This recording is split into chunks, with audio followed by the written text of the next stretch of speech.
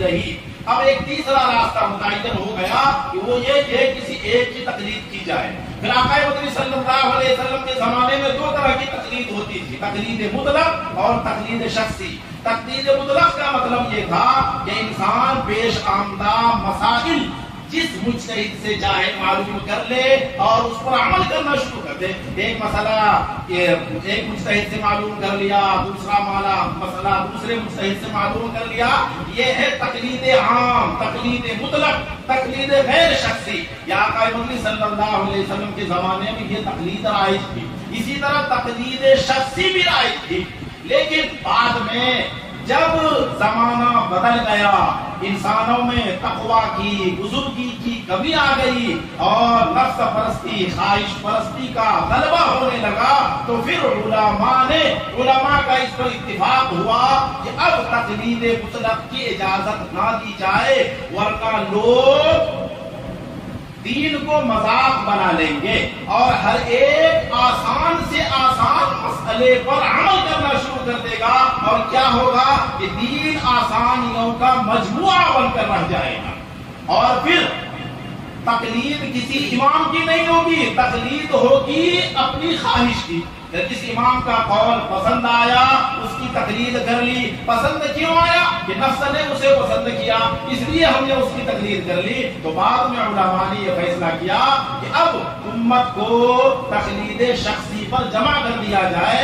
چنانچہ پھر علماء کا اتفاق ہوا، اجماع ہوا کہ اب صرف ایک راستہ ہے امت کے پاس، وہ ہے تقلید شخصی کا، تقلید مطلق کا راستہ نہ اختیار کیا جائے۔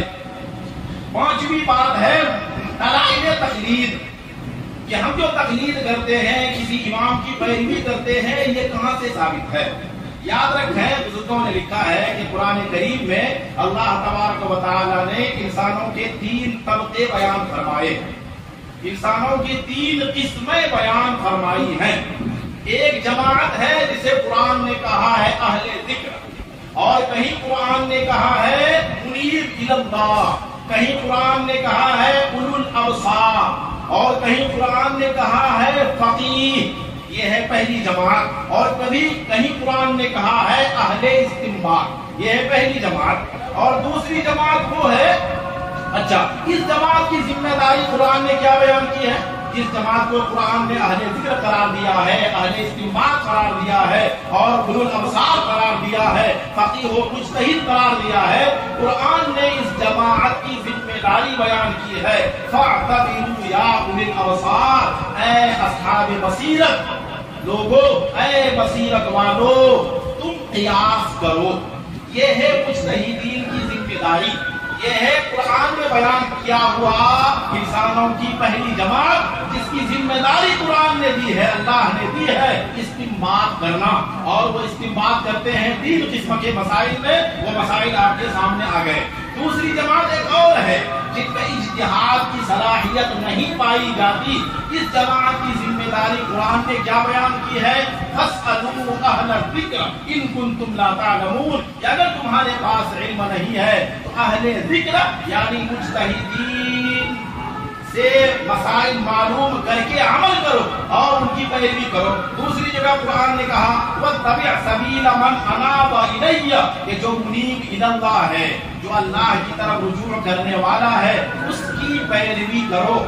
تو پہلی جماعت کو اجتہاد کا، استنباط کا حکم دیا گیا، وہ مجتہدین کی جماعت ہے، اور دوسری جماعت ہے غیر مجتہدین کی، جن میں اجتہاد کی صلاحیت نہیں، ان کی ذمہ داری قرآن نے بیان کی ہے فاسألوا اور واتبع، کہ تم مجتہدین سے پوچھو اور مجتہدین کی پیروی کرو، اور ان کی پیروی پر، دین پر، قرآن و سنت پر عمل کرو۔ اور بزرگوں نے لکھا ہے ایک تیسری جماعت ہے جن میں نہ تو اجتہاد کی صلاحیت ہے اور نہ وہ کسی مجتہد کو مان کر چلتے ہیں۔ اور علماء نے لکھا ہے کہ اس جماعت کا تذکرہ ہے صم بکم عمی فهم لا يرجعون۔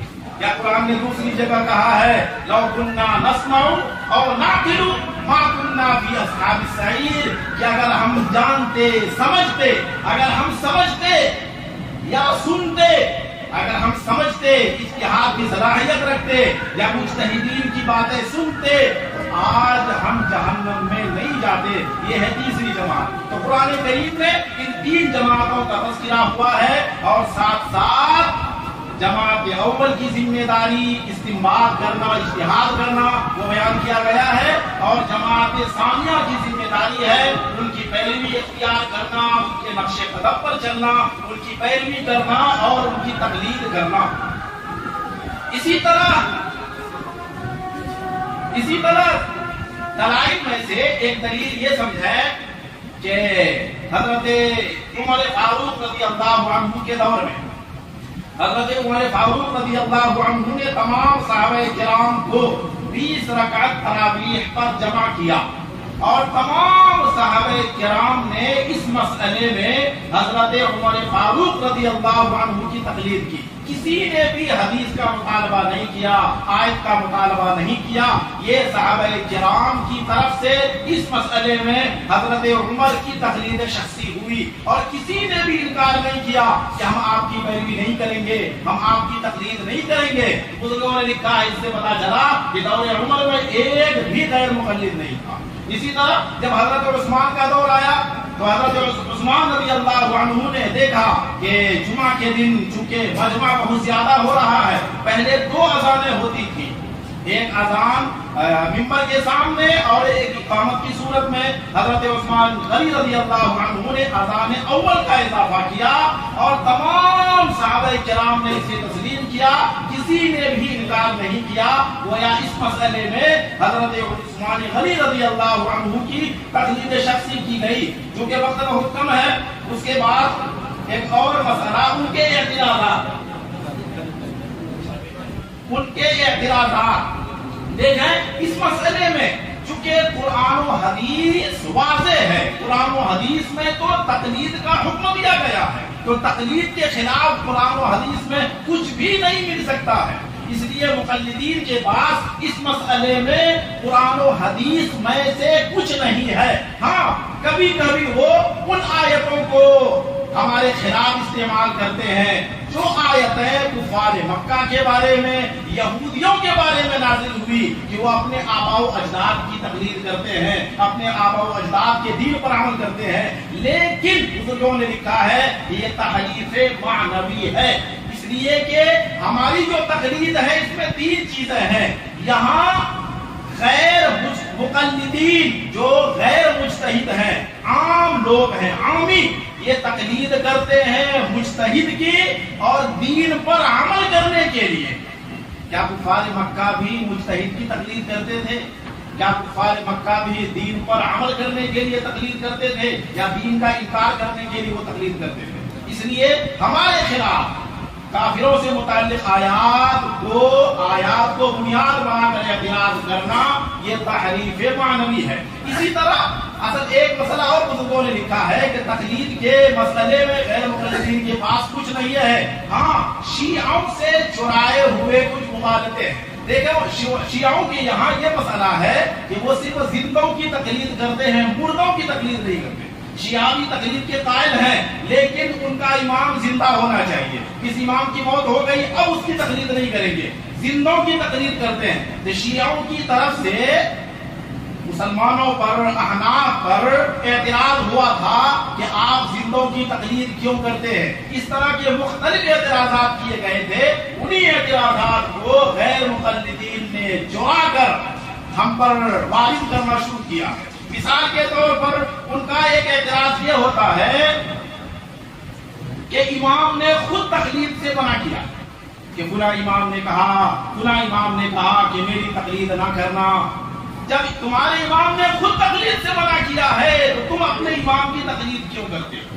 دیکھیں یہ ایک مغالطہ ہے۔ اس کا بہترین جواب ہمارے علماء نے دیا ہے کہ چاہے امام شافعی ہو، امام احمد ہو، امام مالک ہو یا امام ابو حنیفہ ہو، انہوں نے بے شمار مسائل مدون کیے، محفوظ کیے کہ ہمارے امام کے بارے میں لکھا ہے کہ 12,60,000 یا 75,000 مسائل انہوں نے محفوظ کیے، مدون کیے۔ یہ کس کام کے لیے کیے گئے؟ فرماتے ہیں کہ ہر مسئلہ دعوت تقلید ہے۔ انہوں نے جو مدون کیا، محفوظ کیا، کن کے لیے؟ عام لوگوں کے لیے، تاکہ عام لوگ ان مسائل کو دیکھ کر ان پر عمل کریں۔ تو فرماتے ہیں کہ ہمارے امام صاحب کے 12 लाख से जायद मसाइल हैं और हर मसला हमें तकलीद की दावत दे रहा है। एक तो ये मुगालता है, ये याद रखें। अब इनका सही महमिल ये है कि अगर हमारे इमाम ने या किसी और इमाम ने तकलीद से मना किया है तो वो हुक्म मुज्तहिदीन से मुताल्लिक है, इसलिए कि मुज्तहिदीन की जिम्मेदारी कुरान ने इज्तिहाद इस्तिंबात बयान किया है।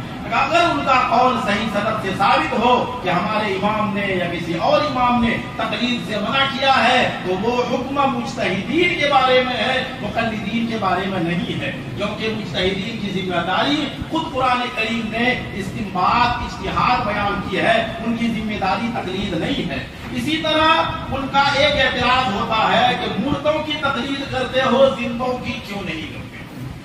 कि यमन वाले हजरत मुआज की तकलीद करते थे, हजरत मुआज तो जिंदा थे, या साहबा किराम ने एक मसले में उमर फारूक की तकलीद की जब वो जिंदा थे, उस्मान गनी की तकलीद की वो जिंदा थे, तुम मुर्दों की तकलीद क्यों करते हो।